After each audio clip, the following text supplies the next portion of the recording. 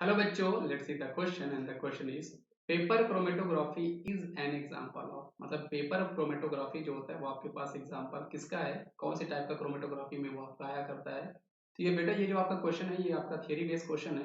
Actually में यहाँ पर होता क्या है बेटा, इसका सही जवाब जो है वो हमारे पास है कि हमारे पास जो पेपर क्रोमेटो जो हमारे पास पेपर क्रोमेटोग्राफी आपके पास है बेटा, वो एक्चुअल में आपका एग्जांपल होता है पार्शियन। किसका होता है बेटा? पार्शियन क्रोमेटोग्राफी का होता है। क्रोमेटोग्राफी का होता है ना। एक्चुअली में यहाँ पर होता क्या है बेटा, यहाँ पे ये वो होता क्या है कि जो लिक्विड्स आर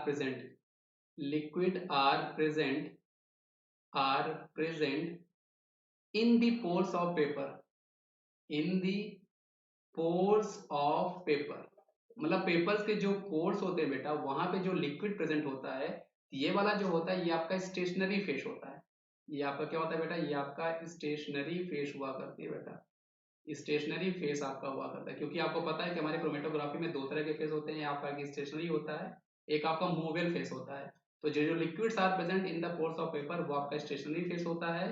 और अदर लिक्विड जो हमारा यहाँ पर हम लोग यूज कर रहे होते हैं, other liquid is a movable face, वो आपका मूवेबल फेस में हुआ करता है। ये सिंपल सा कॉन्सेप्ट आपको ध्यान रखना होता है बेटा। तो पेपर क्रोमेटोग्राफी जो होता है वो हमारे पास पार्शियल क्रोमेटोग्राफी होता है। ऑप्शन नंबर बी इसका सही जवाब है।